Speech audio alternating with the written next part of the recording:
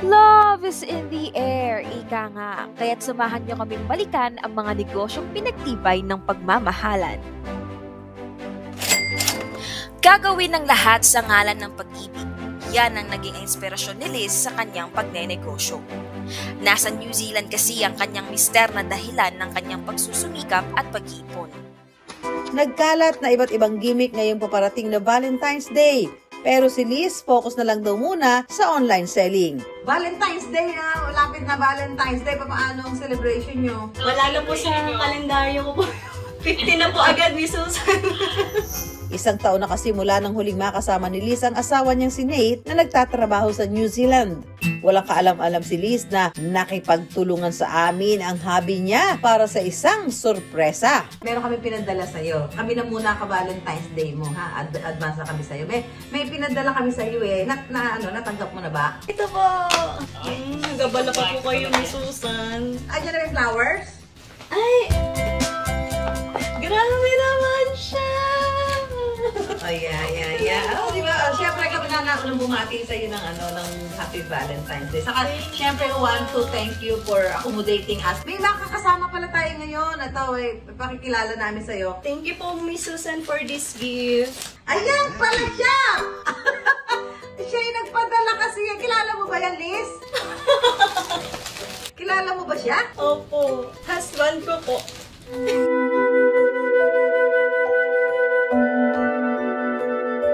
Naiiyak si Liz. Hindi kasi niya ina-expect. Babe, happy Valentine's Day. Hindi pa, advance. And, ayun, I love you so much. Pasensya na kung hanggang dito, hanggang mula nung nag-umpisa tayo, LDR. Hanggang ngayon, LDR pa rin tayo. Pero pag merong chance, ayun, nakakauwi naman ako. Salamat sa lahat. Kahit magkalayo tayo, naghahanap ka pa rin ng way para magkaroon tayo ng connection sa isa't isa. Thank you. Thank you for the love. Happy Valentine's. Walang I I love love you. you. O diba, mapapasana all ka na lang talaga. Dumako naman tayo sa young entrepreneur couple na ito na magkasamang nagtagumpay sa negosyo. Ma'am She Susan. Madalas nating naririnig sa mga wedding vows ang mga katagang to have and to hold from this day forward, for richer or poorer. May nakilala kaming young entrepreneur couple na imbes na for poorer, aba, sila ngayon ay for richer. Walang madali sa umpisa, lahat from the scratch. Pero dahil sa sipag, tiyaga, pag-aaral at determinasyon, ayun, nabuo namin lahat. Mula sa isang maliit na inupahang kwarto, tingnan nyo na ngayon.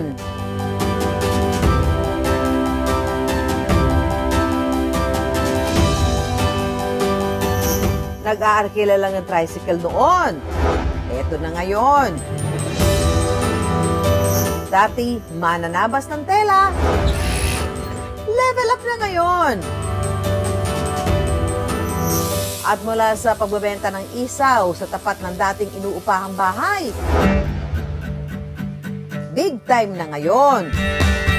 Sunod-sunod na tagumpay ang mag-asawang Leslie at Erica, unti-unti nilang nakamtan. Papaano kaya?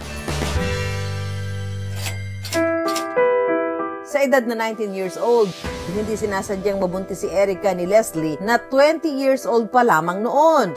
Mga bata pa kami noon, hindi ko alam kung kaya ko bang panindigan, kaya ko bang buhayin yung magiging pamilya ko. Hindi namin alam kung paano namin bubuhayin yung bata. Wala kaming trabaho. Kumbaga, nakadepende pa kami sa mga magulang namin. Kahit hindi nila alam ang kanilang haharapin sa bagong yugto ng kanilang buhay, pinilit nilang gumawa ng paraan para sa kanilang pang-araw-araw. Dahil nga mahirap, di namin alam kung saan magsisimula. Nagtinda kami ng inihaw sa harap ng bahay para lang may income kami. Kung ano yung pwedeng ibenta, binibenta ko. Iba't ibang trabaho rin ang pinasukan ni Leslie para lamang masuportahan ang pangangailangan ng kanyang nagsisimulang pamilya. Unang-una ko naging trabaho sa pinsan ko, namasukan ako bilang tigalihan ng kahoy. Tinry ko mag-apply sa iba, namasukan ako ng production area, Tapos naging dishwasher din ako. Humingi na rin si Erica ng tulong sa kanyang ina upang maipagpatuloy ang pag-aaral. Hindi nagtagal, nagtapos siya sa kursong accountancy. Hindi rin tumigil sa iba't ibang trabaho si Leslie para makatulong sa pag-aaral.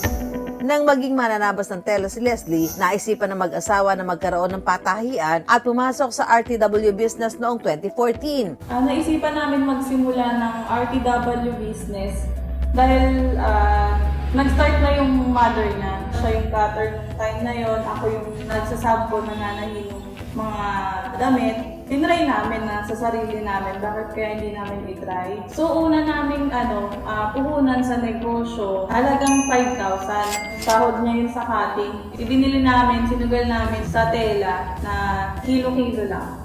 Sa tulong ng ina ni Leslie, pinahiram sila ng 2 makina na nagindaan nila para makapagsimula. Blouse na pang babae. So, yun yung tinry namin na ibenta sa Tangge. Then, wala pa kaming pwesto nung time na yun. Kumbaga, nakikipwesto lang kami pag may umalis na mga nagtitinda na. Tsaka kami magsasabit ng paninda.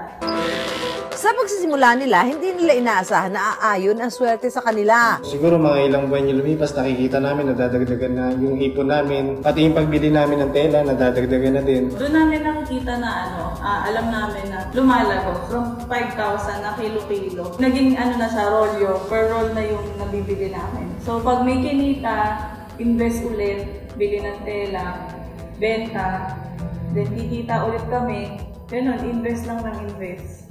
Silang dalawa lang ang tauhan noong nagsisimula ang kanilang negosyo. Ngayon, mayroon na silang 2 mananabas at 5 subcon kung saan ibinabagsak ang kanilang mga natabas na tela at ilang tauhan para sa sorting at pag-dispatch ng kanilang mga produkto. Dahil din sa RTW business, nakabili sila ng sarili nilang lupa kung saan naipatayo nila ang kanilang bahay at warehouse. Akalain nyo nga naman yun? Meron na rin silang mini truck na ginagamit sa kanilang mga delivery. At syempre, nariyan din ang kanilang family car. Sa kasalukuyan, kumikita ng 7 digits gross per month ang kanilang RTW business. Bukod sa RTW business, sinubukan din pasukin ng mag-asawa ang food business. Inumpisahan nila ito sa capital na 800,000 pesos. Nagsimula naman kami mag-open ng food business noong time na medyo hindi na maganda yung lagay ng RTW. Kasi kaming mag-asawa, advance kami lagi mag-isip. Hindi na namin hinihintay yung point na bagsak kami bago kami umisip ng plan A, plan B.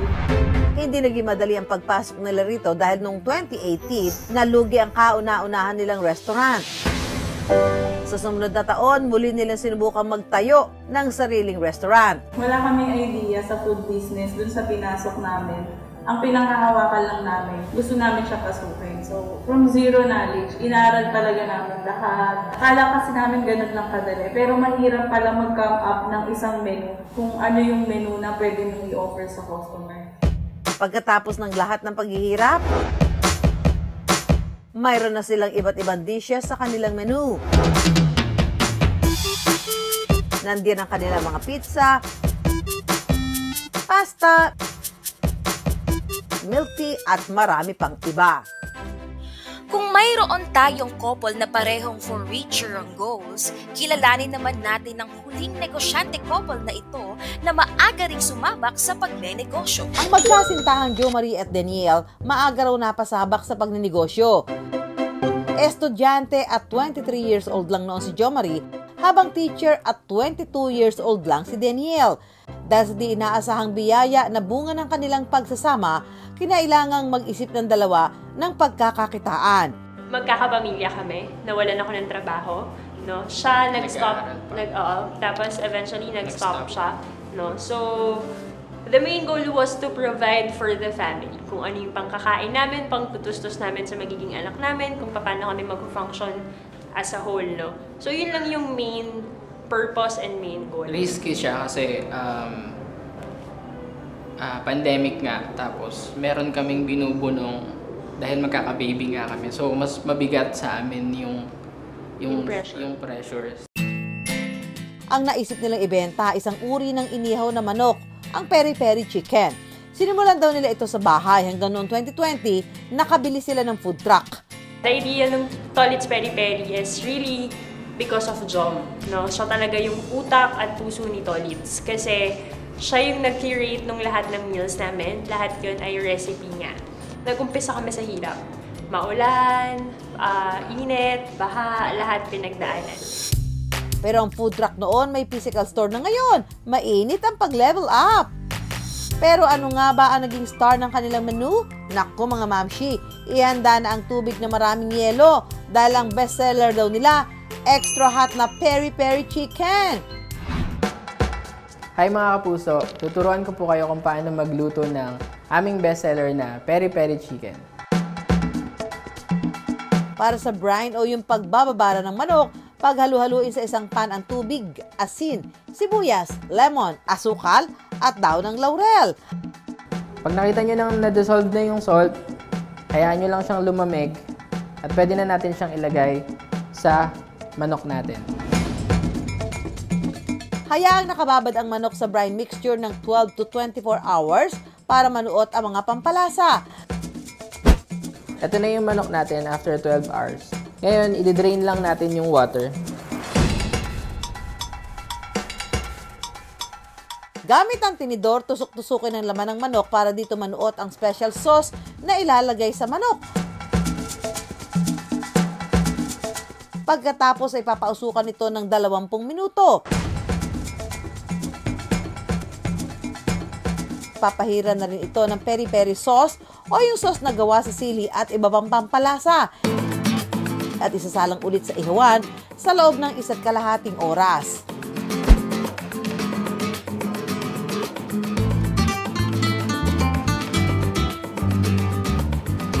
Ito na po ang ating peri-peri chicken.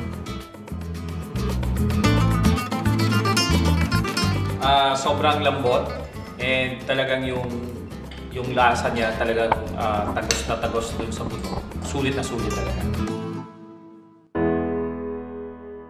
Sa experience ni Jo Marie at Daniel sa pagninegosyo, hindi raw puro tamis lang. Darating din ang anghang at pait na mga pagsubok. Yung mga araw, sir, na matumal, ganyan. Yun kasi yung mga bagay na pwede nating sabihin na hindi natin makokontrol. Pero pwede natin siyang kontrolin. Bumawi tayo sa social media marketing, mag-alok.